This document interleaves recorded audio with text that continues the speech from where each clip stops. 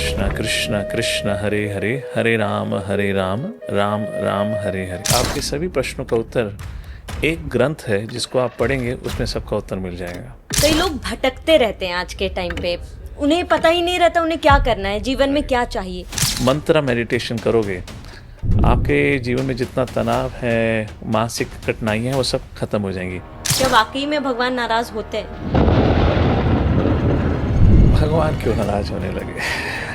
क्या ये आप 2014 के बाद से, क्योंकि प्रधानमंत्री Yes. नरेंद्र मोदी Yeah. आप आए, क्या चीजें उसके बाद बदली है, आप ये कहना चाह रहे हैं? मैं अपने एक्सपीरियंस के अनुसार कहूँ तो मेरा तो मानना यही है। बाय हिम पर्सनली साधु संतों को सम्मान दिया जाता है। इस्कॉन पर भी कन्वर्शन का आरोप लगा है कि इस्कॉन में कन्वर्शन कराया जाता है, बात में सच्चाई है? श्री कृष्ण को इतना ऊपर दिखाया गया है कि बाकी देवी देवताओं को बहुत छोटा कर दिया है उसमें।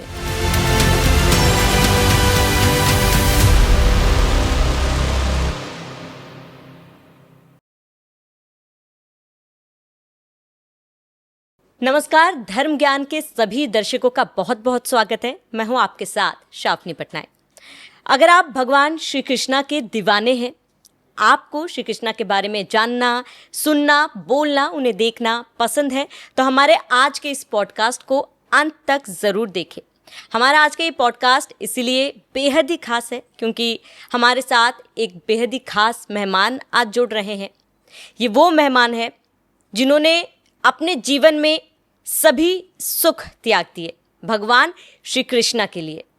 हमारे बीच मदन सुंदर दास जी मौजूद हैं, जो एक बहुत ही बड़े स्पिरिचुअल लीडर हैं और इसके साथ ही इन्होंने युवाओं के जीवन में बहुत बड़ा योगदान दिया है। स्पिरिचुअलिज्म की तरफ उन्हें आगे कैसे बढ़ना है, अपने जीवन में आंतरिक खुशी कैसे पानी है, इसको लेकर वो युवाओं को प्रेरित कर रहे हैं। मदन सुंदर दास जी, आपका धर्म ज्ञान पर बहुत बहुत स्वागत है। धन्यवाद। सबसे पहले आज का ये पॉडकास्ट जो है, सवालों से बहुत ज़्यादा जिज्ञासा है मेरे मन में जानने के लिए, और मुझे लगता है हमारे सारे दर्शक ये जानना चाहते हैं कि आपने एक बहुत अच्छे इंस्टीट्यूट से इंजीनियरिंग की पढ़ाई की, आप इंजीनियर बने, अमेरिका में एक अच्छी जॉब कर रहे थे आप, और इसके साथ ही बड़े बड़े कॉलेजों में आप फैकल्टी भी हैं, आप लेक्चर्स देते हैं। आपके पास वो सब कुछ था जो आज के जीवन में एक व्यक्ति को चाहिए, वो नौकरी, वो पढ़ाई, वो सपना। लेकिन उन तमाम चीज़ों को छोड़ के आप अध्यात्म के रास्ते में आप आगे बढ़े, श्री कृष्ण को चुना। देखिए, ये अचानक नहीं था, ये इसमें अपना ही समय लगा। इसकी शुरुआत अगर मैं एक दृष्टिकोण से कहूँ तो ये मेरे अंडरग्रेड इंजीनियरिंग के दिनों की बात है, वेलोर यूनिवर्सिटी। वहाँ से भी बात नहीं है, बात तो बचपन से ही है। मुझे याद है हम लोग जब रात को छत पर कभी कभी सोया करते थे तो आसमान को देखा करते थे, बहुत सारे तारे चमचमाते हुए नज़र आते थे, और मन में हमेशा एक ही प्रश्न रहता था, क्या हम लोग सिर्फ हम लोग ही हैं धरती पे, कोई और नहीं है क्या? परंतु जब भी उस विषय का आप प्रश्न का उत्तर जानना चाहें अपने परिवारजनों से या साइंस के दृष्टिकोण से, उत्तर यही मिलता था। माता पिता कहते थे नहीं स्वर्ग है, भगवान है। साइंस कहता था नहीं, केवल पृथ्वी ही जीवन है। तो ये इस प्रकार की क्यूरियोसिटी और जिज्ञासा थी मन में, उस प्रकार से जीवन बड़ा हुआ। कॉलेज में गए, कॉलेज में इंजीनियरिंग भी करी। इंजीनियरिंग क्यों करी पता नहीं, पर इंजीनियरिंग करी, इंजीनियरिंग में एडमिशन लिया। लॉन्ग स्टोरी शॉर्ट, एक बहुत महत्वपूर्ण घटना घटी जिससे इस अध्यात्म जीवन की शुरुआत हुई। मैं अपने दोस्त अभिराम के संग एक हिच हाइकिंग करते हुए हम लोग मुन्नार गए थे, केरला में हिल स्टेशन पे। और वहाँ से जब हम वापस आ रहे थे तो बस में मैं बैठा हुआ था और मेरे समीप आकर एक संत इस वस्त्र में आकर वो बैठे। मैं तो कॉलेज स्टूडेंट था, ये अब से 20-22 साल से ऊपर की बात है ये। और मैं उनसे बात करने लगा। मेरे मन में बहुत सारी जिज्ञासा थी, अच्छे लोग के संग बुरा क्यों होता है, इत्यादि इत्यादि, मृत्यु क्या है, इस प्रकार से प्रश्न थे। तो मैं उनसे जब प्रश्न उत्तर करने लगा तो उन्होंने एक बहुत खूबसूरत बात कही। उन्होंने कहा आपके सभी प्रश्नों का उत्तर एक ग्रंथ है जिसको आप पढ़ेंगे, उसमें सबका उत्तर मिल जाएगा। मैंने कहा कौन सा ग्रंथ है? उन्होंने कहा भगवद गीता। मैंने कहा भगवद गीता तो हमारे घर पे बचपन से है, पर कभी खोली नहीं। क्यों? माँ बाप ने गीता को हमेशा पूजा करना सिखाया, पढ़ना नहीं सिखाया। उसको मंदिर में उठा के रखा हुआ था, भगवान के समान उसकी पूजा करी जाती थी। तो मैंने पूछा कि हमें पढ़ना तो कभी नहीं सिखाया, हमें तो पूजा करना सिखाया। तो उन्होंने बहुत अच्छी बात बताई। उन्होंने कहा देखिए, मेरा जन्म मुसलमान परिवार में हुआ, मेरे पिता मुसलमान थे, मेरी माँ हिंदू थी, जिस कारणवश आंध्र प्रदेश के एक गांव में उनका जन्म हुआ था, जिस कारणवश मुझे इस्लाम, क्रिश्चियनिटी, साथ ही साथ मुझे हिंदू धर्म के बारे में पढ़ने का मौका मिला। उन्होंने कहा कि देखिए, सब ग्रंथों को पढ़ने के बाद मेरा निष्कर्ष यही है, सब प्रश्नों का उत्तर, ये व्यक्ति को जीवन में जो भी जानना है उसका उत्तर आपको भगवद गीता के माध्यम से मिल सकता है। Long story short, he said you should read Bhagavad Gita. वो व्यक्ति थे जिन्होंने मुझे गीता पढ़ने की प्रेरणा दी। उन्होंने अंत में ये कहा कि देखिए, कुछ साल के अंदर या कुछ समय के अंदर आपको भारतीय संस्कृति की जो एक प्रकार से प्रसिद्धि है पूरे विश्व में देखने को मिलेगी। क्योंकि मेरा सबसे बड़ा प्रश्न ये था, हम रहते भारत में हैं पर हमेशा हम विदेशी चीज़ों के पीछे भागते रहते हैं। एक बहुत बड़ी आइडेंटिटी क्राइसिस थी।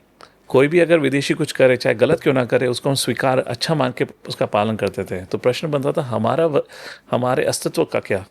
उन्होंने जब ये बताया कि आपको वैदिक संस्कृति का गुणगान पूरे विश्व में देखने को मिलेगा, उस प्रकार वहाँ से धीरे धीरे घटना शुरू हुई। और वही चीज़ हुआ जब मैं 3 सितंबर 2007 में, शायद उस तारीख की बात है, जब मैं अमेरिका पहुँचा और मैं जिस घर के बाहर खड़े होकर एग्रीमेंट साइन कर रहा था, जहाँ मैं स्टूडेंट ओहायो स्टेट यूनिवर्सिटी में पढ़ने के लिए, तो अचानक उस घर के सामने से एक परिवार निकलता है, अमेरिकन फैमिली। पति ने धोती कुर्ता पहना हुआ था, खूबसूरत तिलक लगाया हुआ था, लेडी ने आप ही के समान साड़ी पहनी हुई थी, उनके 2 बच्चे थे। बच्चा मेरे तरह शेवन हेडेड था, छोटा सा बच्चा। और जब मैंने उसको देखा तो मुझे उस संत की बात याद आई, और वो बात हुए 2 साल हो चुके थे कि आपको भविष्य में बहुत जल्द वैदिक संस्कृति का गुणगान मिलेगा। और मैं उनके पीछे गया। पीछे जब गया तो पता चला वह एक घर में घुसे, कोर्टयार्ड में घुसे, जो मेरे ही रेंटेड हाउस के पीछे था। और जब मैं अंदर गया तो पता चला वह कृष्ण जन्माष्टमी का दिन था, और वहाँ पे विश्व भर के अलग अलग समाज के लोग आके कृष्ण जन्माष्टमी मनाने के लिए खड़े हुए थे। मैं उस घर में अंदर गया तो पता चला वह कृष्ण का मंदिर था, और वहाँ पे रखी हुई थी भगवद गीता। और वहाँ पे कोई भी इंडियन नहीं था, या तो अमेरिकन से, या यूरोपियन से, या कुछ अफ्रीकन से। और जब उनको देखा तो मुझे थोड़ा सा एक अचंभा हुआ। हाँ। मैंने कहा, इस प्रकार की संस्कृति, इस प्रकार से वेशभूषा तो हम भी नहीं रखते, हमने भी कभी नहीं देखा। हर बार जन्माष्टमी में मेरे पिताजी में जो मंदिर लेकर जाते थे, तो हम लोग पैंट शर्ट में जाते थे। और यहाँ पे विदेशी लोग इस प्रकार से कर रहे हैं। तो उस प्रकार से उनके संग में मेरी भक्ति के जीवन की शुरुआत हुई, भगवद गीता पढ़ने का मौका मिला, और उस प्रकार से मुझे फिर जीवन को एक नए दृष्टिकोण से देखने का मौका मिला। तो एक सही मायने में बताऊं तो कहीं ना कहीं मैं विदेशियों की भक्ति से प्रभावित होकर मैंने भी भक्ति स्वीकारी, या मेरे अंदर ये जिज्ञासा जागी कि यार, ये लोग कर सकते हैं इतनी तीव्रता से, कुछ ना कुछ तो सच्चाई है इसके अंदर, जो हमें आज तक काल्पनिक बताया गया है, ग्रंथों को काल्पनिक बताया गया है, कुछ ना कुछ तो सच्चाई होगी। उस प्रकार मेरे जीवन की भक्ति की शुरुआत हुई, या इस अध्यात्म जीवन की शुरुआत हुई। मदन सुंदर जी, क्योंकि आप जिस तरीके से आपने कहा कि विदेशी लोग ने भारतीय संस्कृति को इतने प्यार से अपनाया है, जो चीज़ें शायद हम भी आज के टाइम पे फॉलो नहीं करते, और बेसिकली हम कई जगह जाते थे, हम ये कोशिश करते कि हम वेस्टर्न पहन ले, बट वो लोग इंडियन अटायर में भगवत गीता के साथ बैठे हुए थे। तो हमारे संस्कृति में, या फिर यूँ कहें कि आप आज के समय में कमी कहाँ रह जा रही है? स्पिरिचुअलिज्म की तरफ लोग दूर क्यों, इतने डिटैच्ड क्यों हैं? Very valid question. तो जब मैंने उन लोगों को देखा तो मुझे समझ आया कि ये लोग जो भी भौतिक इच्छाएं या जो भी इनको प्राप्ति करनी थी, धन संपत्ति, वो सब कुछ देख चुके हैं, और उन्हें उस चीज़ का एहसास था कि ये सब होने के बाद भी वो जो अंतःकरण की शांति होती है वो इन सब से प्राप्त नहीं होती। ऐसा नहीं था कि कोई भी व्यक्ति जो वहाँ पे खड़ा था वो सड़क से उठकर आया था या वो हिप्पी था। सब पढ़े लिखे, वेल एजुकेटेड। उनका इसको स्वीकार करना और इस अध्यात्म जीवन का पालन करना मतलब डिसिप्लिन, एक त्याग। आप कुछ चीज़ें कर सकते हैं, कुछ चीज़ें छोड़नी पड़ेंगी और कुछ नहीं करनी पड़ेंगी। ये सब का पालन करना, इसका मतलब उसमें कुछ ना कुछ तो साइंस, कहीं ना कहीं तो एक्सपीरियंस होगा।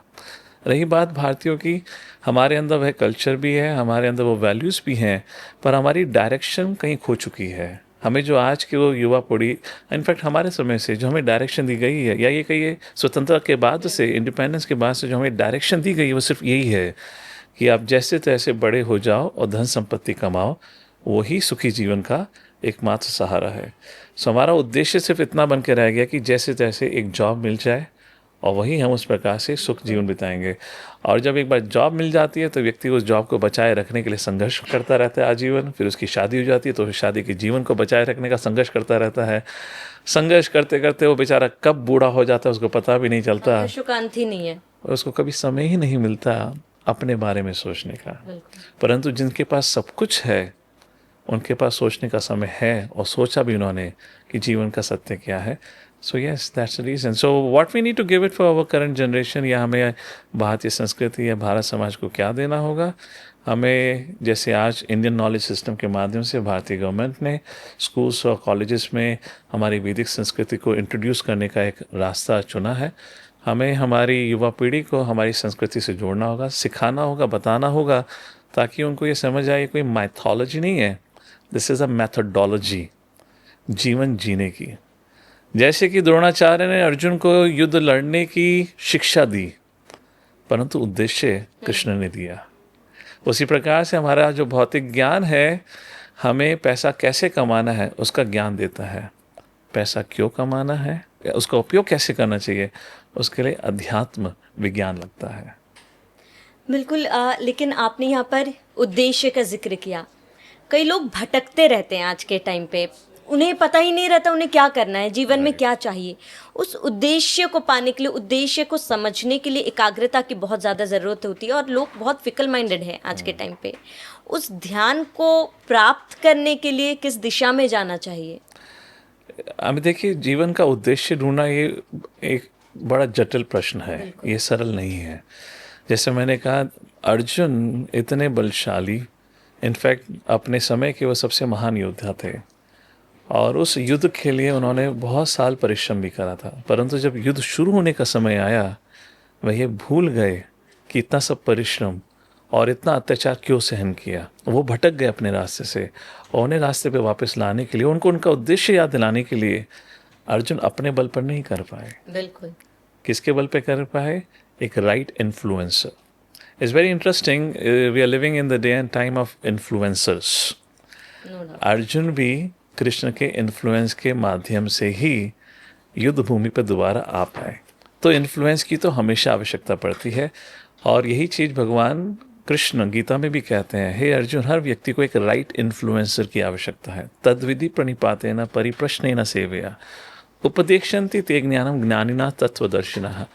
तो मैं तो यही कहूँगा, जिन जिन लोगों को ऐसा लगता है कि जीवन का उद्देश्य, and I tell you frankly, मैं कई बार जब प्रोग्राम्स में जाता हूँ मैं लोगों से पूछता हूँ, अगर कॉलेज प्रोग्राम में हो, आपके पढ़ाई का उद्देश्य क्या है, आपके जीवन का उद्देश्य क्या है? शायद ही कोई व्यक्ति उसका कभी आज तक जवाब दे पाया है। अगर जवाब मिला भी है तो जवाब उतना ही होता है, पैसा कमाना। पैसा कमाना, ये जीवन का उद्देश्य नहीं है। वो तो जब आप काम करोगे पैसा मिलेगा, ये उद्देश्य थोड़ा हुआ। उद्देश्य होता है कि आप पैसा किसके लिए कमा रहे हो, जीवन किसके लिए जी रहे हो, उसका ज्ञान नहीं है। तो we need a guide like lord Krishna of Arjuna. Similarly उसी प्रकार से भगवद गीता एक हमारे लिए एक है मार्गदर्शन का माध्यम है, जिससे हमारे जीवन का उद्देश्य मिलता है। बस हमें उसको हमारे ऑल्टर से उतार कर पढ़ने का प्रयत्न करना है। गाइडेंस की अगर हम यहाँ पर बात कर रहे हैं तो you are guiding a mass of people, right. आप आज के टाइम पे बड़े बड़े यूनिवर्सिटीज़ में आप लेक्चरर हैं, आप पढ़ाने जाते हैं।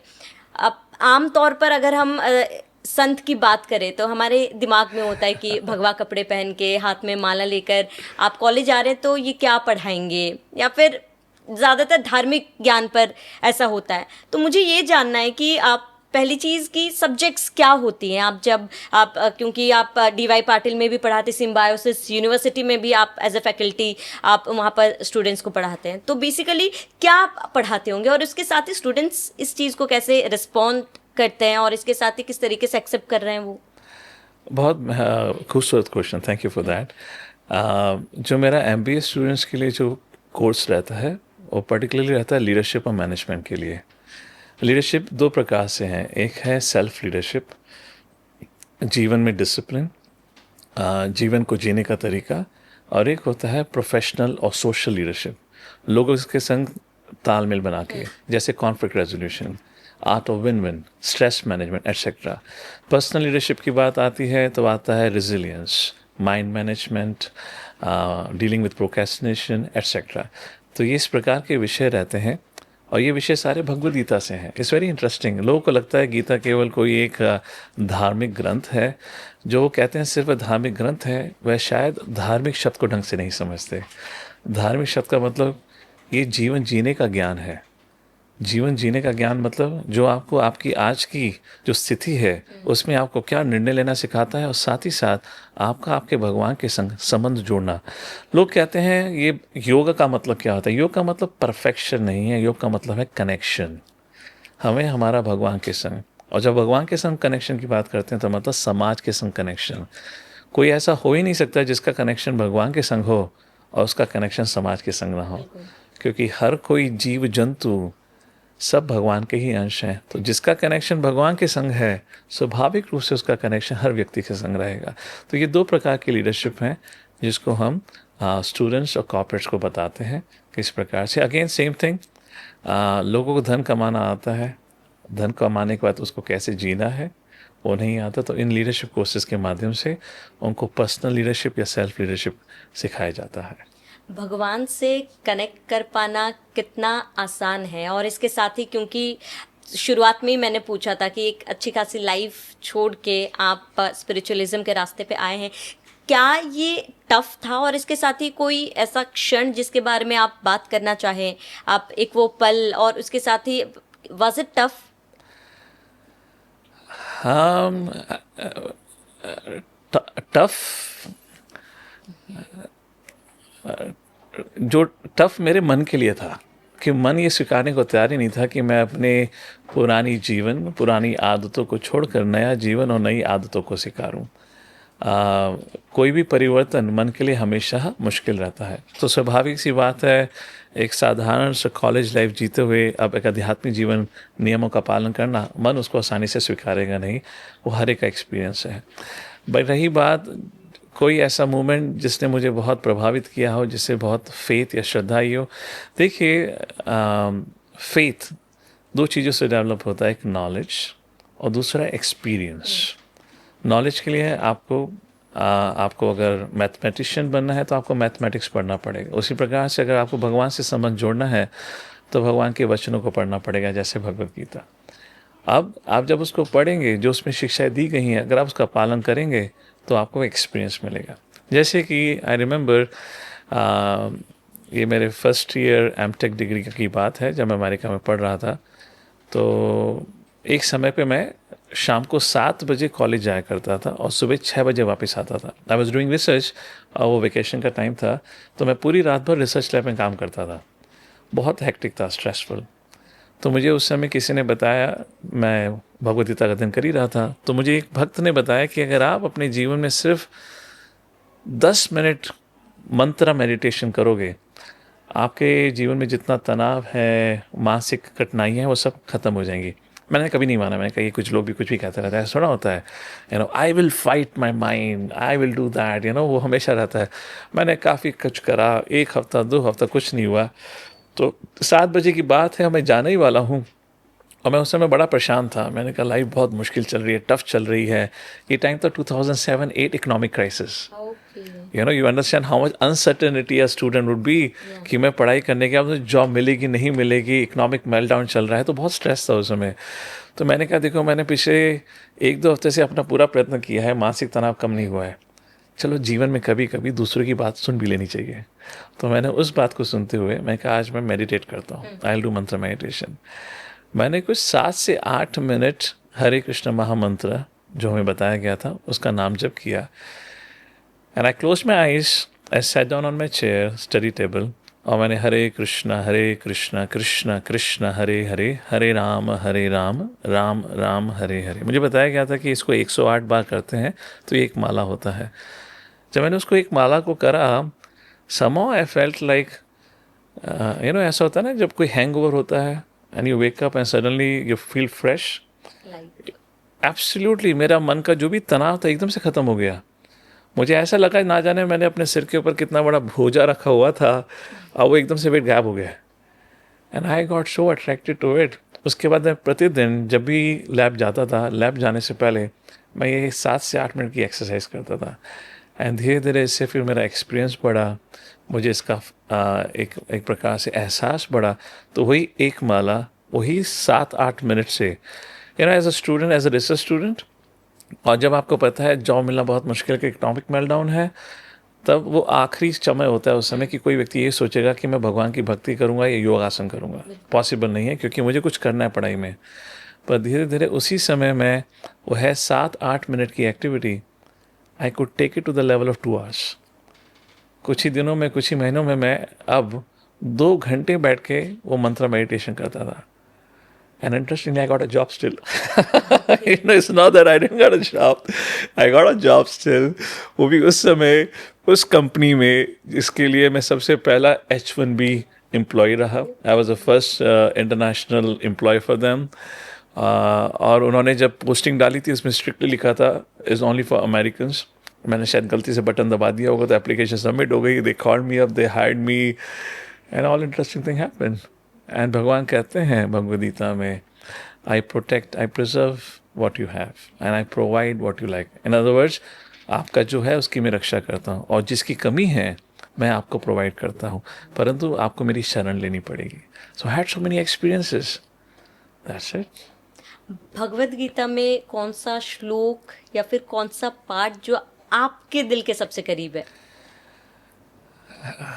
दिल के सबसे करीब कहा जाए, दिल के करीब आपने कहा है, मन के करीब नहीं कहा है, बुद्धि के करीब नहीं कहा है, क्योंकि वो अलग अलग लेवल हो गए। दिल के करीब कहूँ तो दिल और मन अलग कैसे पहले?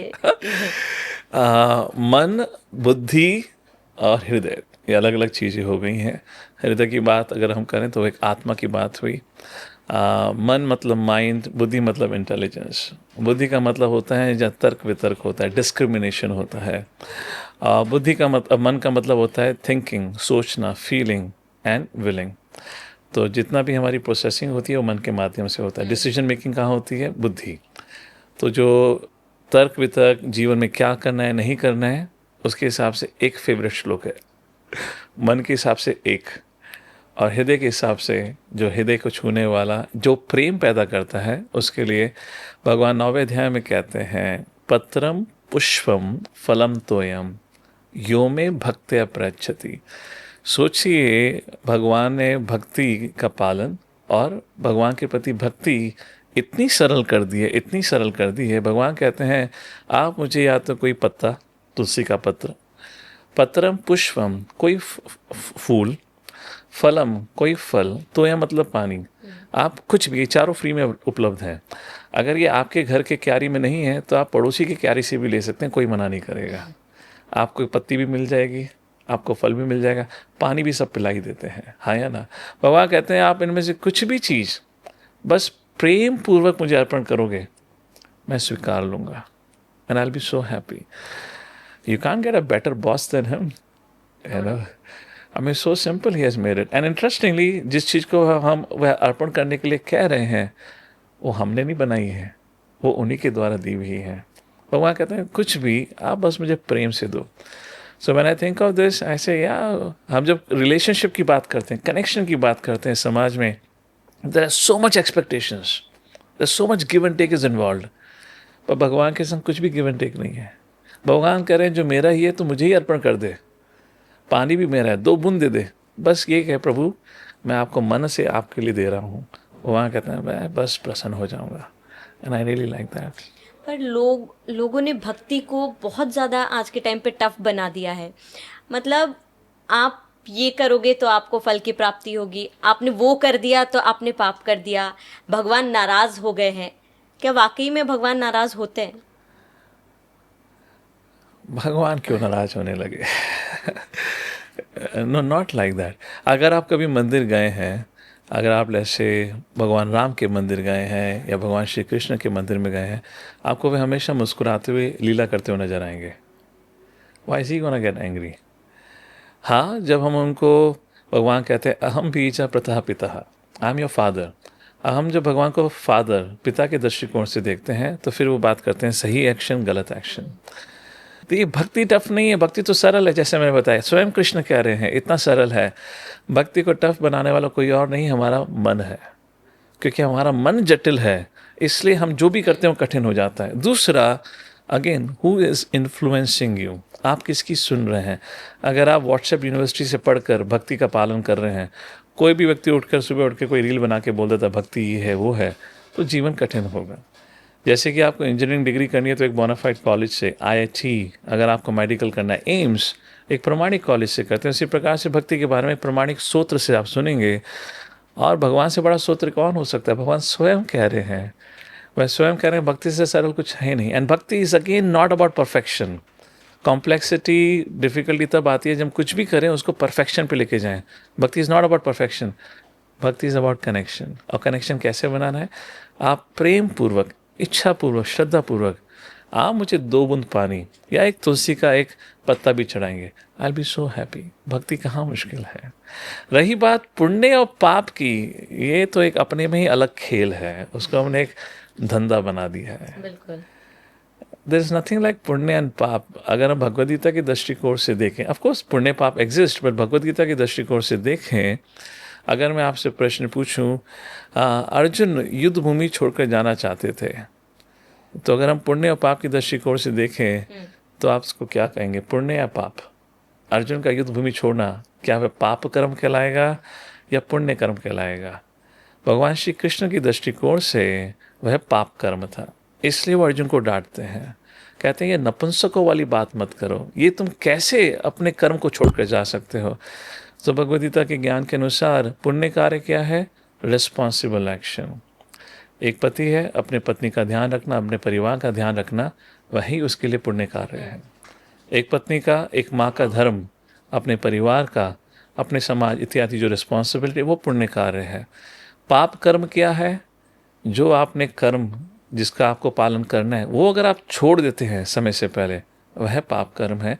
जैसे अर्जुन युद्ध भूमि छोड़ के जा रहे हैं, यस, साथ ही साथ कुछ नियम बनाए गए हैं, उन नियमों के अनुसार हमें जीवन जीना चाहिए, उसको नहीं करते तो उसको पाप कर्म। जैसे कि ट्रैफिक लाइट, अगर आप ट्रैफिक सिग्नल का पालन नहीं करेंगे तो आपको फाइन मिलेगा, उसको कहा जाएगा सिंफुल एक्शन। उसी प्रकार से समाज में जीने के लिए, ताकि हम एक साथ रह सकें, एक सोशल इक्विलिब्रियम रहे, तो वैदिक संस्कृति में कुछ नियम बताए गए हैं। मांसाहार नहीं करना चाहिए, नशा नहीं करना चाहिए, जुआ नहीं करना चाहिए, अवैध संबंध नहीं करना चाहिए। बताइए कौन है जो अस्वीकारेगा कि ये गलत है। सही बात है, डॉक्टर के पास भी जाएंगे वो भी बताएंगे। अगर आप सिगरेट पैक लेकर आते हैं उस पर भी लिखा होता है इंजीरियस टू हेल्थ, आप लिखकर खरीदेंगे उस पर भी लिखा है। अवैध संबंध, एड्स इत्यादि बीमारियां होती हैं, कितने सारे डायवोसिस, सब। तो ये तो एक बेसिक कॉमन सेंस है, इससे सिर्फ हमारी जीवन में कठिनाइयाँ और परेशानियाँ आती हैं, ये नहीं करनी चाहिए। इसी को सिंफुल कहा गया है, इसी को पाप कर्म कहा गया है। एज मच एज अ पाप कर्म, एज मच एज आप ट्रैफिक सिग्नल जंप मार रहे हैं, ये अनलॉफुल है। उसी प्रकार से, इस प्रकार से जीवन जीना अनलॉफुल होता है। This is what it is. लोगों को लगता है कि क्योंकि आज का समय काफ़ी ज़्यादा स्ट्रेसफुल रहता है, बहुत भगदड़ वाली लाइफ होती है, लोगों को लगता है कि समय कैसे निकाले भक्ति के लिए, अध्यात्म के लिए, तो इस चीज़ को इजी कैसे बनाया जाए। ये बहुत बहुत महत्वपूर्ण क्वेश्चन है, कई बार लोग यही पूछते हैं। लाइफ बहुत मुश्किल है साहब जी, जीवन में समय की इतनी कमी है कि मरने का भी समय नहीं है। पीपल से लाइक दिस। सो ऐसे लोगों के लिए I will give them 2 point solution. पहला सॉल्यूशन है, आप अगर ऑफिस के लिए कम्यूट करते हैं, ऑफिस जाते हैं, तो ट्रैफिक कंडीशंस ऐसी हैं ज़्यादातर समय लगता ही है। तो जो लोग ट्रैफिक में फंसते हैं उनके लिए ट्रैफिक आसना, आप ट्रैफिक में एक योग आसन का पालन कर सकते हैं। क्या योग आसन है, आपको कोई जिम्नास्टिक्स नहीं करना है, कुछ बंदरों की तरह उछलना कूदना नहीं है। अपनी स्थान पर बैठिए, शांति से बैठकर आप मेडिटेशन, मंत्र मेडिटेशन कर सकते हैं। आंखें बंद करिए, अगर हल्ला गुल्ला मच रहा है तो हेडफोन लगाइए, ईयर प्लग्स लगाइए। Even in that situation you can do मंत्र मेडिटेशन। देखिए, जितनी भारी आवाज़ जो एक्सटर्नल नॉइस है उससे ज़्यादा नॉइस होती है इंटरनल। अगर मन आपका विचलित है तो भारी नॉइस कितनी भी क्यों ना हो, आप फिर भी उसको नहीं सुन पाएंगे। अगर मन शांत है तो बाहर शायद कितनी भी आवाज़ क्यों ना हो, फिर भी आपका मन विचलित नहीं होगा। तो आप ये मत सोचिए कि बाहर बहुत आवाज़ है तो इसलिए मैं मेडिटेट नहीं कर पा रहा हूँ। स्टार्टेड। दूसरी चीज़, जो कम्यूट करते हैं, नहीं भी करते हैं, आप प्रतिदिन अपने लिए 10 मिनट निकालिए। 10 मिनट सुबह क्या करना है, शुरू के 3 मिनट आप प्राणायाम करिए। उस प्राणायाम के माध्यम से एक अवेयरनेस पैदा होती है, वी कल्टिवेट अवेयरनेस। और अगले 7 मिनट, जैसे मैंने अपने जीवन में शुरुआत करी थी, अगले 7 मिनट आप नाम जप करिए, मंत्र मेडिटेशन करिए। लोग कहते हैं मेडिटेशन का क्या फ़ायदा है? देखिए, ये एक एंशियंट साइंस है जिसको मॉडर्न साइंस भी एक्नॉलेज करती है। MIT और हार्वर्ड के न्यूरो साइंटिस्ट के द्वारा 2016 में एक पेपर पब्लिश हुआ था, आप गूगल कर सकते हैं, जिसमें बताया गया था बेनिफिट्स ऑफ मेडिटेशन। उस स्टडी के अनुसार केवल वो 3 महीने का उन्होंने टेस्ट करा था, और स्टडी के अनुसार जो लोग प्रतिदिन मेडिटेट करते हैं वह स्ट्रेसफुल कंडीशंस को हैंडल करने में अधिक सक्षम है। उनके अंदर जीवन में अधिक सुख और शांति का एहसास होता है। कंसंट्रेशन की आज समाज में बहुत प्रॉब्लम है, so such individuals can concentrate, focus better, और वह जीवन में सफलता, in fact the more discipline in their life. और जो मेडिटेट नहीं करते हैं वो स्ट्रेसफुल रहते हैं, उनको नहीं पता किस प्रकार से प्रतिक्रिया देनी है, क्राइसिस को कैसे हैंडल करना है। और जैसे इन्होंने बताया, फिकलनेस, हमेशा मन विचलित रहता है। सो आप अपने लिए करीबन शुरुआत में 10 मिनट निकालिए। मैं एक परिवार से बात कर रहा था, तो मैंने उनसे पूछा, तो आप सुबह उठते सबसे पहले क्या करते हैं? तो husband did not reply. Wife was standing next by. So husband was wondering what to say to Swamiji. So then husband said, Swamiji, he knew what I'm talking about. देखिए, मैं WhatsApp चेक नहीं करता हूँ, मुझे पता है आप उसी के बारे में बात कर रहे हैं। तो I didn't say anything and the wife said, yes, ये WhatsApp चेक नहीं करते हैं, सुबह उठते सबसे पहले ईमेल चेक करते हैं। बात एक ही है, you're touching the smartphone, you're getting distracted. So आप अगर वह 10 मिनट का ब्रेक दे दें स्मार्टफोन से और अपने लिए इस प्रकार का पालन करें, so you see the benefit. वो 10 मिनट का ब्रेक भी लोग अपने लिए नहीं ले पाते हैं। लाइक मैं अपनी बात कर रही हूँ कि थोड़ी देर में फ़ोन देख लूँ, नोटिफिकेशन देख लूँ, तो वो कनेक्शन और कि नहीं देखना है 10 मिनट्स, उस चीज़ को हम कैसे ग्रैब करें? वेरी इंटरेस्टिंग थिंग, आज फ़ोन एक नया विग्रह बन गया है। Phone is our DT and the notifications have become the new mantra. लोग इतने आसक्त हो चुके हैं उससे, जैसे पहले हमारी संस्कृति में लोगों का विग्रह के प्रति आसक्ति और मंत्रों के प्रति आसक्ति रहती थी, आज वैसे ही मोबाइल फ़ोन और नोटिफिकेशन के प्रति आसक्ति रह गई है। आपको जीवन में कुछ भी परिवर्तन लाना है, कुछ भी नई आदत स्वीकारनी है, उसके लिए ऐसे लोगों का संग करना चाहिए जो उसको प्रैक्टिस करते हैं, क्योंकि आप ऐसे लोग का संग करके उनके जीवन में उसका प्रभाव देखेंगे तो आपको उस परिवर्तन को स्वीकारने की क्षमता मिलेगी। जैसे आपने प्रश्न पूछा था, क्या कठिनाई थी, आपने परिवर्तन अपने जीवन में लाया, तो मैंने कहा कठिनाई भारी रूप से नहीं थी, कठिनाई सबसे बड़ी मन को पड़ती है। मन बदलाव स्वीकारना ही नहीं चाहता, मन चाहता है जो वह चाहता है वो करें, उस प्रकार वह चाहता है कि हम अपना जीवन मन के अनुसार जिएं। तो अगर आपको अपने मन का ना सुनकर अपने लिए सही निर्णय और सही मार्गदर्शन की आवश्यकता है, तो राइट इन्फ्लुएंसेस, जैसे मैंने बताया, अर्जुन के पास कृष्ण थे, तो हमारे जीवन में हमारे लिए कृष्ण कौन है? हम भगवान से तो साक्षात बात नहीं कर सकते, ओके, भगवान के द्वारा दी गई शिक्षा भगवद गीता का पालन कर सकते हैं, अगर उससे भी फर्क नहीं पड़ता है, सो वी नीड समबडी जो उस भगवद गीता के जीवन का अपने जीवन में पालन करके जीवन व्यतीत कर रहा है। अगर ऐसे व्यक्ति का संग लेंगे तो आप निश्चित रूप से वो शक्ति प्राप्त करेंगे, क्षमता प्राप्त करेंगे, जहां आप अपने मन को कह सकते हैं keep quiet, enough is enough, और and that's a possibility. I have done it, so many have done it. उसके लिए थोड़ा सा प्रयत्न करना पड़ेगा, and you also can do it.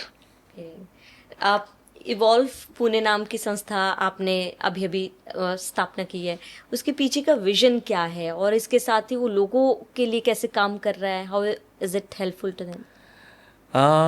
Evolve Pune के माध्यम से हम समाज में हमारी जो वैदिक पद्धति है, संस्कृति है, उसको कैसे आज के समय के अनुसार उसको हम उससे शिक्षाएं प्राप्त कर सकते हैं और अपने जीवन में उन शिक्षाओं को उतार सकते हैं।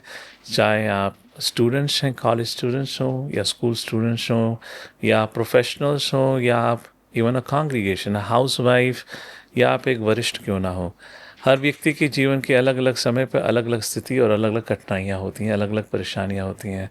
उन सभी परेशानियों कठिनाइयों का सॉल्यूशन हमारे वैदिक संस्कृति और वैदिक शास्त्रों में दिया हुआ है। देखने वाली बात है, भगवद गीता का पाठ जब भगवान श्री कृष्ण ने अर्जुन को दिया था, वह एक महल में नहीं दिया था, वह एक क्राइसिस सिचुएशन में दिया था, और ये बताने के लिए कि भगवद गीता के ज्ञान के माध्यम से हर व्यक्ति के जीवन में उसकी बैटल फील्ड या उसके लिए कुरुक्षेत्र भूमि रहती है।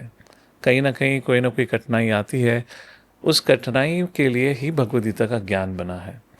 तो परंतु वही ज्ञान अलग अलग समय पे अलग अलग प्रकार से प्रकट होता है। इन अदर वर्ड्स, एक 11th-12th में पढ़ने वाले स्टूडेंट की जो टेंशन है, क्राइसिस है, वह एक कॉर्पोरेट व्यक्ति जो एक शादी के लिए पार्टनर ढूंढ रहा है, उससे अलग है।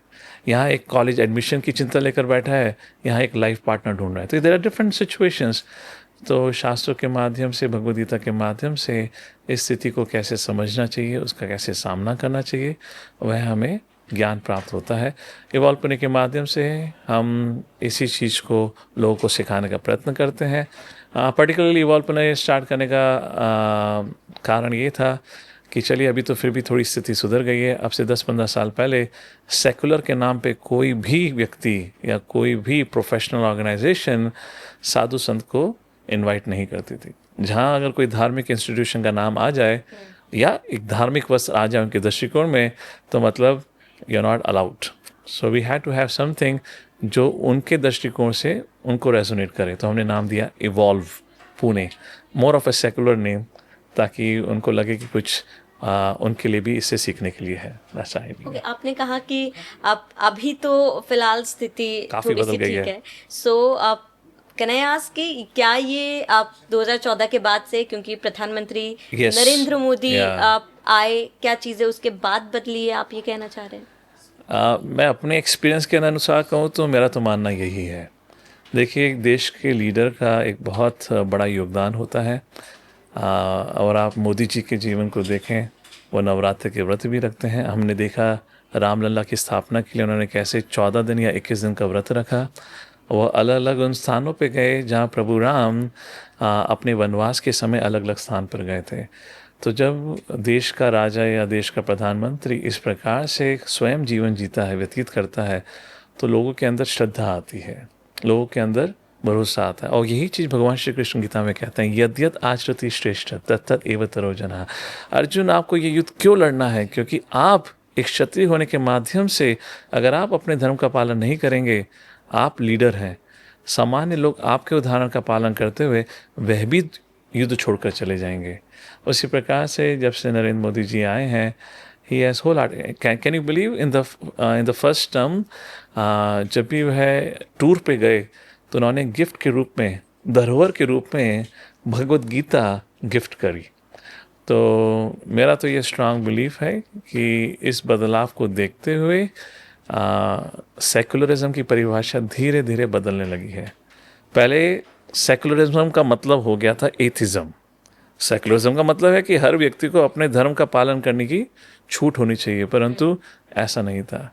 वो एक एथिज्म हो गया था, या सिर्फ कुछ ही धर्मों को पालन करने का हक रह गया था, सबको नहीं था। परंतु अब एक बार फिर हमारी संस्कृति, हमारी धरोहर, उसको सम्मान मिल रहा है। हमारी स्वयं की जो प्रजा है या जो हिंदू हैं उसको स्वीकार रहे हैं। केवल हिंदू नहीं, सब लोग भी स्वीकार ही रहे हैं, परंतु एटलीस्ट आजकल बहुत आता है हिंदू जाग रहा है। आप ये मानते हैं कि हिंदू अलग थलग थे और अब एक हो रहे हैं, ऐसा आपको लग रहा है? देखिए, हिंदुज़म की जब बात करी जाए तो diversity is a very basic foundation of our existence.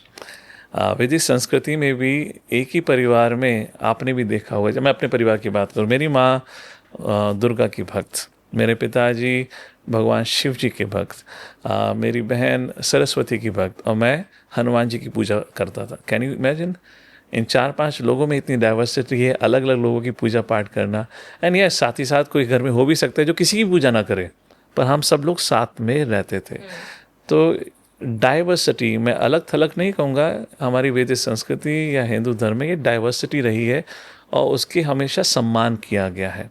परंतु कुछ पॉलिटिकल रीजंस, कारणों के द्वारा काफ़ी समय से उसका शोषण हो रहा है।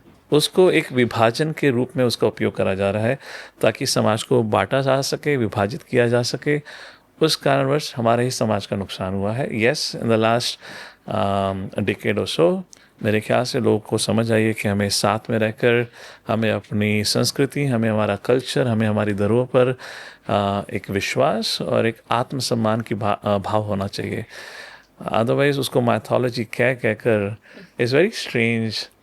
हम कहते हैं ग्रंथ माइथोलॉजिकल हैं, वही ग्रंथ जिसमें कृष्ण और राम के बारे में बताया गया, फिर हम उन्हीं कृष्ण और राम को पूछते हैं। सॉरी टू से, बट इट सीम्स फुलिशनेस। आप जिन भगवान को पूज रहे हैं उन्हीं भगवान की खबर आपको जिन ग्रंथ से मिल रही है, उसी ग्रंथ को अगर कोई व्यक्ति माइथोलॉजिकल कहता है तो इसका मतलब तो हैरी पॉटर वाली बात हो गई कि हमने हैरी पॉटर के मंदिर बना के हैरी पॉटर को पूज रहे हैं। क्यों? क्योंकि वह फिक्शन स्टोरी थी। तो ये कॉन्ट्रास्ट अब खत्म होता जा रहा है धीरे धीरे। पीएम मोदी खत्म कर रहे हैं। Again Yogi Adityanath as a leader, या Modi ji as a said, leader का एक अपना ही महत्व रहता है, योगदान रहता है, एंड उनको क्रेडिट मिलना चाहिए। मुझे नहीं पता मोदी जी से पहले कौन से लीडर रहे हैं जो जिन्होंने योगा पे इतना जोर दिया हो। उन्हीं के कारण इंटरनेशनल योगा डे सेलिब्रेट होता है। उन्हीं की गवर्नमेंट के द्वारा आज मेरे ख्याल से इंडियन नॉलेज सिस्टम पे इतना बल दिया जा रहा है। उन्हीं के द्वारा आयुर्वेद पे इतना बल दिया, उसके लिए एक आयुष मिनिस्ट्री स्टैब्लिश हो गई है। उन्हीं की टीम, उन्हीं की गवर्नमेंट के द्वारा, इनफैक्ट बाय हिम पर्सनली, साधु संतों को सम्मान दिया जाता है। He meets different people of different faith, leaders of different faith, and एक और महत्वपूर्ण, जो सबसे महत्व, उन्होंने ही Bhagavad Gita as a leader of the country, उन्होंने ही अलग अलग लीडर्स को जाके भगवद गीता भेंट करी, ये बताने के लिए this is our Bible, this is our Quran, this is our book, this is our history. तो बहुत महत्वपूर्ण चीज़ है ये। सीएम योगी आदित्यनाथ एक संत हैं और वो पूरे प्रदेश को चला रहे हैं। हाँ, वो इंटरेस्टिंग है। जब से वो चीफ मिनिस्टर बने हैं, कई बार हमारा मूवमेंट डिफिकल्ट हो जाता है। लोग हमें देखते हैं तो योगी के भाई हो क्या। एक्चुअली मुझे पॉलिटिक्स का तो ज़्यादा आइडिया नहीं है इन टर्म्स ऑफ क्या चल रहा है। कहने को मैं हूँ यूपी से, पर मैं यूपी में रहता नहीं हूँ। बट आई वॉज देयर जब अयोध्या में रामलला का स्थापना हुआ था। तो मैं एटलीस्ट उस समय था उत्तर प्रदेश में, अयोध्या में। तो मैंने अरेंजमेंट्स देखे थे, आयोजन देखा, तो बहुत भव्य था, बहुत खूबसूरत था पूरी अयोध्या नगरी। मैं उससे 2-3 साल पहले भी गया था, जो अयोध्या का स्थिति था, और रामलला के आने के समय या उसके बाद जो स्थिति में परिवर्तन आया है, दैट डिजर्व्स एक्नॉलेजमेंट। और उसका श्रेय, उसका credit of course chief minister को जाना चाहिए। उन्हीं की सारी मेहनत और प्रयत्न रहा है। एंड आज अयोध्या नगरी देखेंगे तो सही में लगता है राजा राम, प्रभु राम की ये नगरी रही होगी। इतना अद्भुत, इतना खूबसूरत, और हर जगह राम नाम का कीर्तन बजता रहता है। Yes, we have to. And I have heard कि उत्तर प्रदेश एक समय पे प्रसिद्ध था क्राइम रेट को लेकर, अब काफ़ी कम हो चुका है। तो yes, why not. And of course credit goes to, अगर ब्लेम हम लीडर को करते हैं तो क्रेडिट तो लीडर को देना चाहिए। तो yes, credit goes to the leader. Hindu धर्म में, सनातन में 33 कोटि देवी देवता हैं। श्री कृष्ण ही क्यों आपने चुना? देखिए, वैदिक संस्कृति के अनुसार देवी देवता, इस पे काफ़ी डिबेट रहती है, काफ़ी मिसअंडरस्टैंडिंग भी है। अगर मैं आपसे पूछूं देश के प्रधानमंत्री कितने हैं, 33 करोड़ या एक? देश में गवर्नमेंट ऑफिसर्स कितने हैं? अनेक। तो गवर्नमेंट ऑफिसर्स का काम क्या है? देश को चलाना। देश को चलाना मतलब एक गांव के लिए भी कोई ना कोई सरपंच होता है, या नगर पालिका इत्यादि। मुझे इतना डिविजन तो पता नहीं, but there are categories, levels of it. उसी प्रकार से इस पूरे भौतिक जगत को इट सेट 14 प्लैनेटरी सिस्टम, या 3 भागों में बांटा गया है, भूर भुवर स्वाहा। उस प्रकार से सोचिए, केवल एक देश में एक प्रदेश, उस प्रदेश में एक सिटी के अंदर अलग अलग म्यूनसिपैलिटी या गांव कस्बे, जब इतना गवर्नेंस लगता है तो इस सृष्टि को चलाने के लिए कितना गवर्नेंस लगेगा।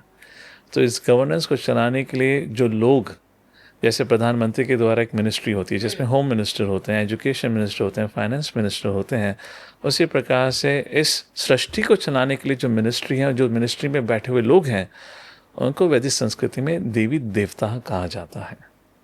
दैट इज द आइडिया ना। आप ये कहेंगे, अरे तो क्या ये देवी देवता का मतलब क्या हम इंसल्ट कर रहे हैं उनको ये कह के कि वो मिनिस्टर्स हैं? आप ये बताइए, कोई प्रेसिडेंट है और कोई वाइस प्रेसिडेंट है, तो किसी को वाइस प्रेसिडेंट कहना बेइज्जती है, सम्मान है? It's respect. ये तो देखने का दृष्टिकोण है। If somebody is a president, is a president. Somebody is a vice president. To call him vice president is a matter of honor. अगर आप उसको वाइस प्रेसिडेंट कह के संबोधित नहीं करेंगे, is a dishonor. उसी प्रकार से देवी देवता मतलब वह भगवान के द्वारा निर्धारित अलग अलग एंड यू सी दैट जैसे सूर्यदेव विवस्वान, सूर्य का अपना ही यूटिलिटी फंक्शन है। अग्नि देवता जो अग्नि के इष्ट हैं, वायु देवता जो वायु के इष्ट हैं, यमराज जी ये एक प्रभु हैं जिनका दर्शन हर कोई जीव लेता है और कभी ना कभी लेना बंद करना पड़ेगा। सो हर एक की अपनी एक रिस्पॉन्सिबिलिटी है, they have some duty to perform. So these are you can say एक मिनिस्ट्रियल पोस्ट हैं ताकि वो सृष्टि चलती रहे। अब जब बात भगवान श्री कृष्ण की आती है शास्त्रों के अनुसार, अगर शास्त्र भी किसी ने नहीं पढ़े, गीता के अनुसार, सिर्फ गीता के अनुसार, गीता महाभारत में प्राप्त होती है, भीष्म पर्व के समक्ष में आती है। महाभारत की रचना व्यासदेव जी के द्वारा हुई। अगर आप भगवद गीता उठाते हैं, संस्कृत का वर्जन भी उठाते हैं, तो जब भगवद गीता की शुरुआत होती है धृतराष्ट्र वाचा, वाचा मतलब वचन बोलना, किसके द्वारा? धृतराष्ट्र के द्वारा। फिर संजय वाचा, संजय बोलते हैं। फिर संजय बताते हैं कि दुर्योधन ने क्या कहा, दुर्योधन वाचा। अर्जुन ने क्या कहा, अर्जुनो वाचा। ये 2-3 कॉन्वर्जेशन है। पर जब कृष्ण के बोलने की बात आती है, इंटरेस्टिंगली व्यासदेव जी कभी नहीं कहते कृष्ण वाचा, व्यासदेव जी कहते हैं श्री भगवान वाचा। It's very interesting. ये डिस्क्रिमिनेट कर रहे हैं, कंपैरिजन, मतलब एक विभाजन कर दिया गया। अर्जुन इज अर्जुन, पर भगवान भगवान है। अब भगवान कौन है? तो व्यासदेव के ही पिता पराशर मुनि विष्णु पुराण में भगवान शब्द की परिभाषा बताते हैं। भ ग वान, वान मतलब जिसके पास हो, पोजेसर। भग मतलब भाग्य। भाग्य क्या है? शक्ति, ऐश्वर्यस्य, समग्रस्य, वीरस्य, यशस्य, श्रिया। इस प्रकार से 6 चीजें बताई गई हैं। रिनंसिएशन, जिसके पास ये पूर्ण मात्रा में है।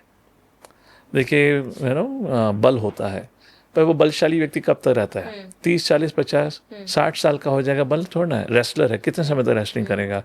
किसी के पास प्रसिद्धि है, क्रिकेटर, जब वो रिटायर हो जाते भूल जाते हैं।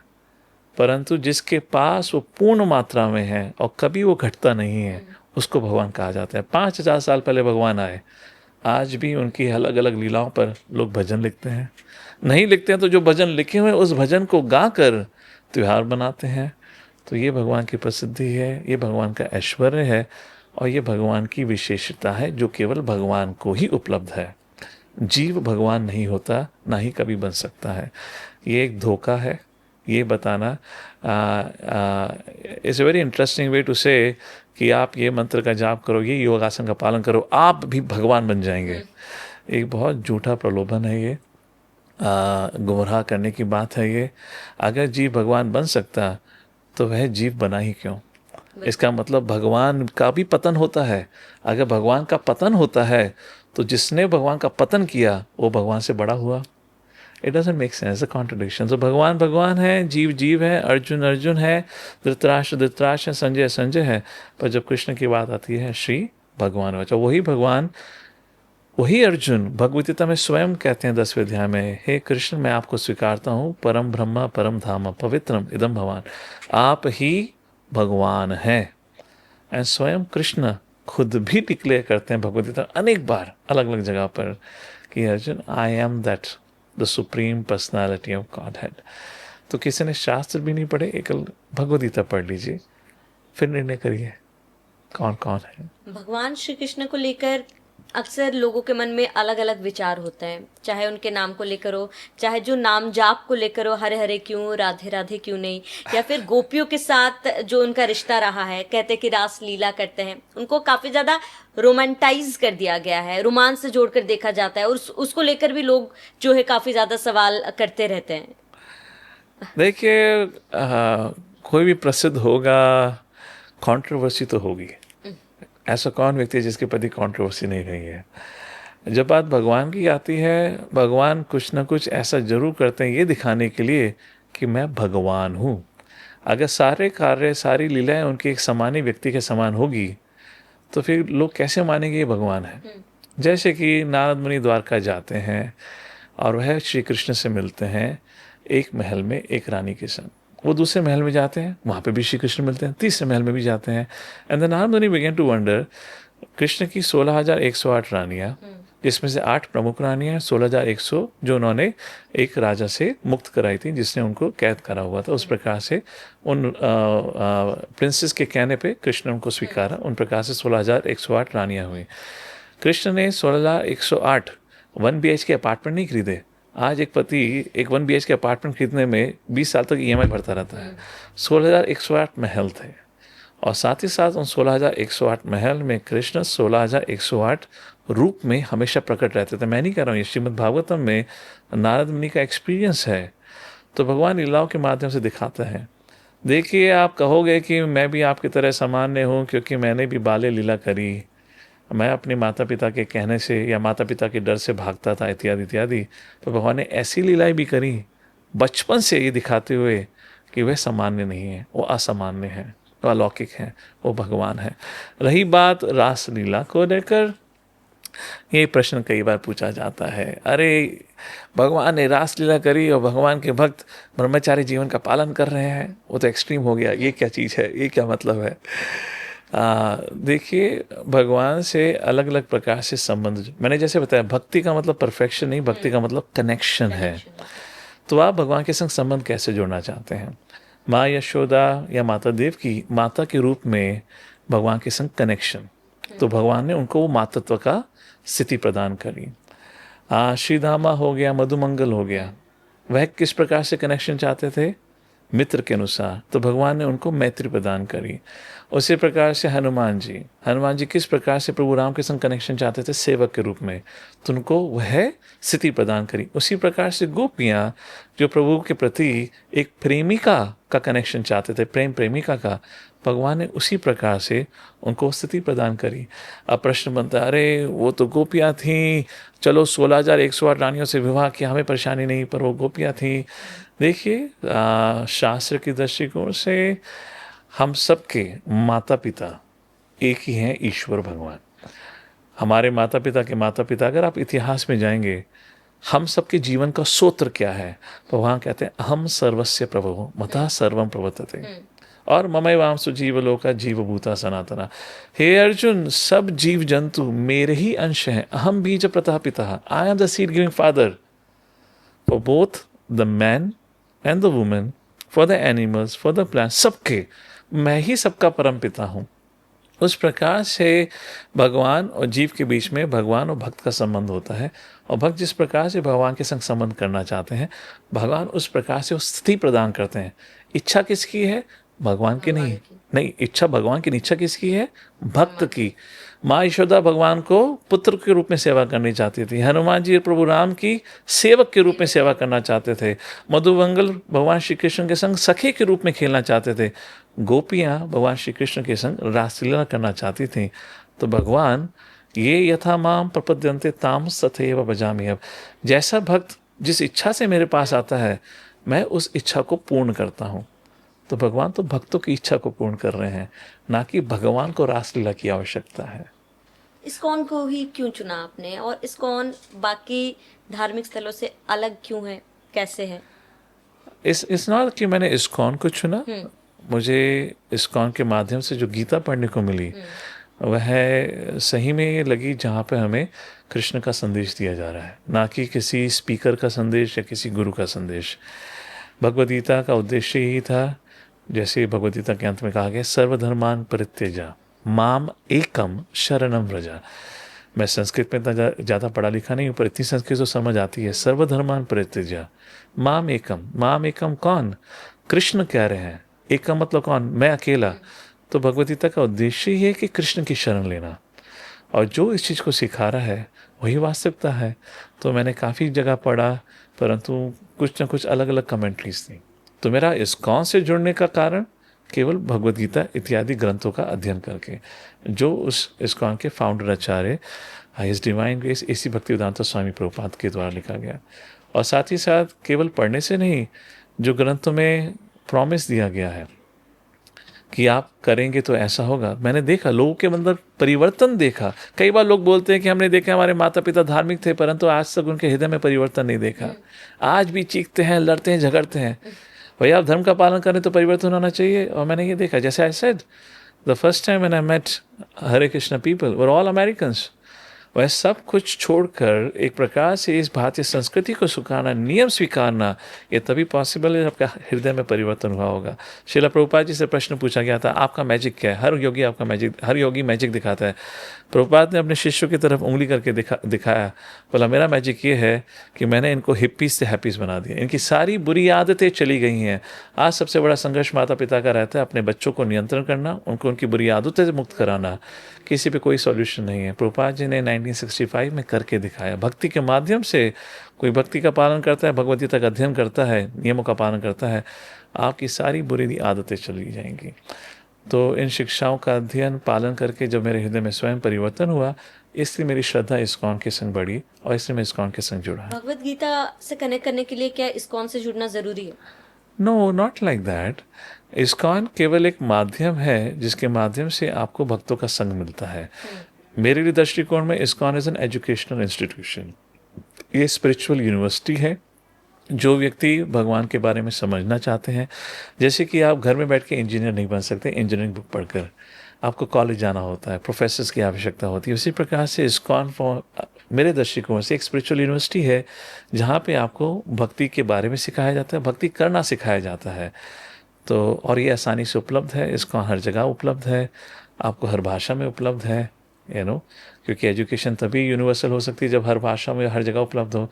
इस्कॉन आज आसानी से हर जगह उपलब्ध भी है। इस्कॉन में लिखे हुए ग्रंथ हर भाषा में उसको ट्रांसलेट भी करा गया है, तो इसलिए वो सरल है। अगर किसी और को किसी और संस्था में जाना है वो जा सकते हैं, परंतु आप सोचिए आपके लिए क्या सरल है और क्या आपको वह सही संग मिल रहा है या नहीं। इस्कॉन को लेकर समय समय पर कई सारे विवाद उठते आए हैं, सवाल उठते आए हैं, काफ़ी कंट्रोवर्शियल चीज़ें भी सामने आई है। खास तौर पर अगर कन्वर्शन की बात करें, धर्मांतरण एक बहुत बड़ा मुद्दा हमारे देश में बहुत पहले से भी रहा है और अभी भी वो चीज़ें हैं। इस्कॉन पर भी कन्वर्शन का आरोप लगा है कि इस्कॉन में कन्वर्शन कराया जाता है, बात में सच्चाई है? इस्कॉन पे आरोप लगाया जाता है कि कन्वर्जन करते नहीं हैं। इन पे इतने सारे लोग हैं, वो अपना वही नाम रखते हैं और देयर इज़ नो कन्वर्जन। देखिए, वाद विवाद की बात करी जाए तो इस समाज में कोई भी संस्था या कोई भी व्यक्ति नहीं है जो प्रसिद्ध हो और उसको लेकर वाद विवाद ना हो या कमी ना हो। इस भौतिक दुनिया का ही नियम है, कमियां तो हर चीज़ में होती हैं, पर कमियों के साथ साथ अच्छाइयाँ भी होती हैं। प्रश्न ये है, हम कमियों पर जोर दे रहे हैं या अच्छाइयों पर जोर दे रहे हैं। इस्कॉन एक इंस्टीट्यूशन है जहाँ पे इस सामान्य व्यक्ति ही आके जुड़ता है और अपने हृदय में परिवर्तन लाता है। अब प्रश्न ये है, उनमें से कितने लोग परिवर्तित हो चुके हैं या कितने लोग अभी परिवर्तित हो रहे हैं। अब जो लोग परिवर्तित हो रहे हैं उनके द्वारा कोई गलती हो, उसको निजी मानना चाहिए, ना कि उसको इस्कॉन के ऊपर थोपना चाहिए। इस्कॉन के द्वारा गलती नहीं हुई है, वो तो एक निजी व्यक्ति है। जैसे कि कोई किसी हॉस्पिटल में कोई डॉक्टर है, उस डॉक्टर से कोई गलती होती है तो गलती डॉक्टर की, हॉस्पिटल की है। समाज में कोई शादीशुदा व्यक्ति है और उसका डाइवोर्स हो जाता है तो गलती उस व्यक्ति की है, परिवार की है, या शादीशुदा सिस्टम की गलती है? ये गलती उस इंडिविजुअल की है, तो किसी संस्था पर नहीं थोपनी चाहिए। रही बात कन्वर्जन की, कन्वर्जन हो रहा है, पर इस्कॉन का तो उसमें कुछ भी नहीं है। ISKCON is an institution, educational institution, जहाँ शिक्षा दी जाती है। कन्वर्जन जैसा तो मैंने आज तक कभी नहीं सुना। यस, दीक्षा के समय आपको नाम दिया जाता है, आध्यात्मिक नाम, पर आपके जो लीगल डॉक्यूमेंट्स रहते हैं उस पर आपका वही नाम रहता है जो आपके पेरेंट्स ने नाम दिया। आप मुस्लिम हो, सिख हो, ईसाई हो, जो भी हो, धर्म बदला नहीं नो, जाता बिल्कुल नहीं। Names is the same name, my name is what ever my name is, वो लीगल पेपर पे वही नाम है। बट मुझे एक गुरु के माध्यम से एक आध्यात्मिक नाम दिया गया, वो आध्यात्मिक नाम मेरे किसी भी लीगल डॉक्यूमेंट पे नहीं है।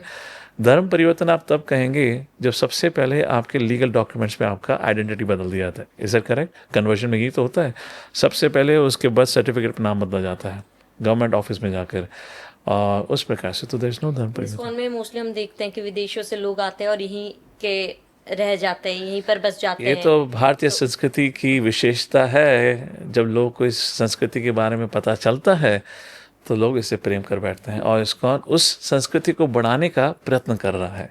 That is only thing ISKCON attempting to do.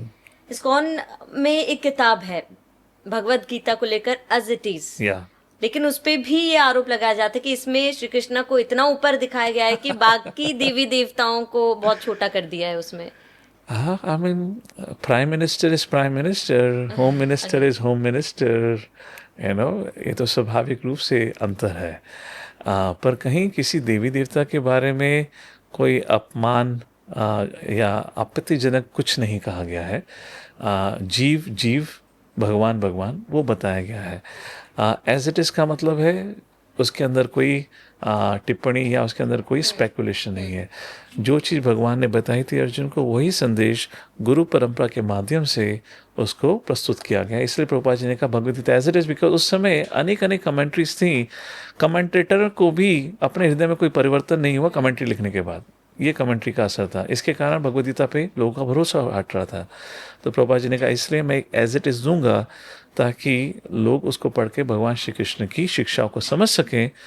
And most important thing, अगर वो प्रामाणिक है तो उसमें जो दिया हुआ है, जो बताया गया है कि आपके अंदर परिवर्तन होगा, फिर वो होना चाहिए। जैसे मैंने बताया, वो किताब या ग्रंथ बोला गया था भगवान के संदेश से जब अर्जुन बहुत ही निराश थे और भगवद गीता के अंत तक निराशा खत्म हो चुकी थी, वो उत्साह से बढ़े हुए थे, उनके अंदर भी ट्रांसफॉर्मेशन हुआ था। तो प्रश्न ये, अगर कोई भगवद गीता का अध्ययन कर रहा है और अगर उसके अंदर परिवर्तन नहीं हुआ है, अब प्रश्न ये, गलती किसकी है? क्या भगवद गीता काल्पनिक है, या जिसने भगवद गीता के ऊपर कमेंट्री दी है वो काल्पनिक है या गलत है, या तो जिसने उसको पढ़ा है या जिसने उसको पढ़ाया है, या उसके अंदर कमी है? अब ये आप सोच सकते हैं। पर श्रीला प्रभुपाद जी की Bhagavad Gita as it is के कारण हाउ मेनी इंस्टीट्यूट्स और institution survive after the founder leaves? आप इतिहास देख लीजिए, इतने बड़े बड़े संत महात्मा रहे हैं, परंतु ज़्यादातर उनके निधन या उनके जाने के बाद वह इंस्टीट्यूशन ज़्यादा लंबे समय तक नहीं टिकते। इनफैक्ट प्रगति तो भूल जाइए, श्रीला प्रभुपाद जी ने अपने काल में 108 मंदिर पूरे विश्व भर में, वो भी अपने 70 आयु की उम्र के आगे जाकर। आज इस्कॉन के दुनिया भर में 700 से अधिक मंदिर हैं। How is it progressing? क्यों? भगवद गीता, प्रभुपाद जी के द्वारा जो शास्त्र लिखे गए हैं, शास्त्रों के माध्यम से प्रभुपाद ने हमें भगवान हमें प्रदान किए हैं, और उसी कारण आज हमें वो शक्ति और बल है जिससे प्रगति हो रही है। आज भी लाखों की मात्रा में लोग जुड़ रहे हैं, और सबसे आश्चर्यजनक बात है, युवा पीढ़ी भक्ति से जुड़ रही है। एक तरफ एडिक्शन फ्री कैंपेन्स चल रहे हैं, और यहाँ व्यक्ति जो एडिक्टेड थे सब कुछ छोड़कर कुछ लोग तो ब्रह्मचारी जीवन का पालन कर रहे हैं। ये तो मैजिक है, ये मिरेकल है 21st सेंचुरी का। युवा पीढ़ी की बात कही आपने, क्योंकि लाइफ इज सो मेटेरियलिस्टिक, बहुत ज़्यादा मेटेरियलिस्टिक हो चुका है। तो युवा पीढ़ी को आप कैसे मोटिवेट करेंगे मेटेरियलिज्म को छोड़ के, त्याग के, और इसके साथ ही आप आज के समय में बच्चे जो है वो भक्ति के मार्ग पर उन्हें कैसे मोटिवेट करें, क्योंकि बहुत ज़्यादा जुड़ाव कम हो गया है फिलहाल, तो उनको आप कैसे मोटिवेट करेंगे? देखिए, जो युवा पीढ़ी है उसको वास्तविकता या रिजल्ट चाहिए, उसको थ्योरी नहीं चाहिए, उसको रिचुअल्स नहीं चाहिए। हम लोग काफ़ी पीढ़ियों से रिचुअलिस्टिक हो गए थे, ऐसा होता है ऐसे ही होता है, प्रश्न नहीं उठाने का है। पर आज की युवा पीढ़ी उसको स्वीकारेगी नहीं। स्पेशली जेन ज़ी जो हाँ, जेन ज़ी, आई मीन 20 साल पहले हम भी जेन ज़ी थे। या उसको आप जेन एक्स कहेंगे, वाई कहेंगे, आज जेन ज़ी कहेंगे। हम भी अपने समय पे, मैं अपने समय की भी बात करूं, हम रिचुअल स्वीकारते नहीं थे। जैसे व्रत रखना है, सोमवार का व्रत, फिर मंगलवार का व्रत, फिर बुधवार का व्रत, फिर गुरुवार, शुक्रवार, शनिवार, रविवार। अरे 7 दिन व्रत करोगे तो खाओगे कब? व्रत की कोई सीमा ही नहीं थी। क्यों रखा व्रत? What is the purpose behind it? Reason क्या है? सो जो युवा पीढ़ी है उसको साइंस चाहिए, उसको लॉजिक चाहिए, एक्शन चाहिए। अगर आप उस चीज़ को प्रदान कर पाते हैं, उनको डायरेक्शन दे पाते हैं, तो वह युवा पीढ़ी सुनेगी, उसका पालन भी करेगी। दूसरी चीज़, युवा पीढ़ी को चाहिए क्विक रिजल्ट। उसको आप बोल दें कि बस सब कुछ छोड़ छाड़ के 4 घंटे के लिए आप ध्यान लगाएं, कि वो नहीं होगा। युवा पीढ़ी को हम क्या कहते हैं? Only 10 minutes. 10 मिनट्स कर सकते हो, 10 मिनट्स भी नहीं है तो हम यूट्यूब शॉर्ट्स बना के उनको 1 मिनट में भगवद गीता का ज्ञान समझाने का प्रयत्न करते हैं। So we have to give what they can accept. जैसे कि आप होटल में जाते हैं, वेटर का काम होता है वही सर्व करना जो क्लाइंट चाहता है। उसी प्रकार से ये जो जेन ज़ी हैं, ये बदलती हुई पीढ़ी है। 5 साल के बाद कुछ और होगा, तो उस पीढ़ी के अनुसार हमें उस मैसेज को उस प्रकार से देना है जो उसको समझ सकें, उसका पालन कर सकें। But it has to be logical, it has to be practical, it has to be time tested and proven. वो काल्पनिक चीज़ों को स्वीकारेंगे नहीं, रिचुअल को स्वीकारेंगे नहीं। And last thing that I have seen, इन युवा पीढ़ी को थ्रिल चाहिए, एडवेंचर चाहिए, रोमांच चाहिए। इसलिए उनका जो अटेंशन स्पैन है बहुत कम हो गया है। जहाँ भी हल्का बोरिंग होता है दे गेट डिस्कनेक्टेड। अब प्रश्न बनता है कि आप उनके जीवन में भक्ति या योग किस प्रकार से प्रकट करें, किस प्रकार से समझाएं जिसको वो थ्रिलिंग और एडवेंचरस माने। ये आपकी प्रस्तुति के ऊपर निर्भर करता है। आखिरी सवाल, क्योंकि आप सादा जीवन उच्च विचार पर बिलीव करते हैं, तो आज के युवाओं को जो अपने रिश्तों को लेकर, करियर को लेकर, स्ट्रेस को लेकर, डिप्रेशन को लेकर अपने आप में ही उलझे रहते हैं, इन तमाम चीज़ों को साइड रखकर आप उनसे कनेक्शन कैसे बनाएंगे? Yes, there is a lot of competition, there's a lot of deadlines, and साथ ही साथ there's a lot of digital overload. तो व्यक्ति सही में मानसिक तनाव, इमोशनल तनाव, साथ ही साथ फिजिकल तनाव का भी एक्सपीरियंस करता है। तो स्थिति मुश्किल होती गई है। पर साथ ही साथ अगर आप देखेंगे डिजिटल प्लेटफॉर्म इत्यादि is like a double sword. अगर आप ध्यानपूर्वक शेविंग करेंगे तो अच्छी शेविंग होगी, और ध्यान हटा तो दुर्घटना घटी। तो हमें इस युवा पीढ़ी के लिए ही अगेन हमें उस प्रकार से ज्ञान प्रस्तुत करना पड़ेगा जिसको वह समझ सकें उनकी भाषा में। 2-3 things. First is a right influencer, good association. इसलिए हम लोग अलग अलग जाकर कार्यक्रम करते हैं, प्रोग्राम करते हैं जो आज युवा पीढ़ी की आवश्यकता है। जैसे डिस्ट्रैक्शन, तो उनको समझाने का प्रयत्न करते हैं, how can you overcome distraction. Yoga principle 1 2 3 steps, simple thing. somebody is dealing with stress and anxiety, common problems हैं, how can you deal with stress anxiety, 1 2 3 simple उसी जटिल जो कठिनाइयाँ उनके जीवन में है उनका सरल सॉल्यूशन देने का प्रयत्न करते हैं योग और भक्ति के दृष्टिकोण से। जो लोग उसका पालन करते हैं उनके हृदय में परिवर्तन होता है। अब ये सोचना कि हर कोई उसका पालन कर पाएगा, हर व्यक्ति उस प्रकार से प्रभावित होगा, वह शायद पॉसिबल ना हो। पर जितने लोगों को भी हम समझा सकते हैं या तो जितने लोग हम समझा सकते हैं उसका प्रयत्न करते हैं। जिसके अंदर क्षमता होगी, अवसर होगा, वो कर पाएंगे, और वो प्रभाव हम देख रहे हैं। हर जेंजी ऐसा नहीं है। कोविड के बाद अधिक मात्रा में आज युवा पीढ़ी जुड़ रही है, आ रही है। उनको कहीं ना कहीं तो लग रहा है जो चल रहा है कहीं ना कहीं गलत है, कुछ ना कुछ गड़बड़ हो रही है। उस प्रकार से there is a lot of hope with the Gen Z. बहुत बहुत शुक्रिया। बेहद ही सुंदर तरीके से आपने ये समझाया कि भौतिक सुखों को छोड़ के आध्यात्म के रास्ते में चलना वो हमारे इटर्नल पीस के लिए कितना ज़रूरी है। मदन सुंदर दास जी, जुड़ने के लिए आपका धर्म ज्ञान के साथ बहुत बहुत शुक्रिया। तो हमारे साथ स्पिरिचुअल लीडर जुड़े हुए थे मदन सुंदर दास जी, जिन्होंने बहुत ही सुंदर तरीके से ये हमें बताया कि सादा जीवन, उच्च विचार और भगवान तक पहुंचने के लिए, कनेक्शन बनाने के लिए क्या रास्ता हमें अपनाना चाहिए। फिलहाल आपको ये पूरा पॉडकास्ट कैसा लगा हमें कमेंट कर ज़रूर बताएं। साथ ही बने रहिए धर्म ज्ञान के साथ।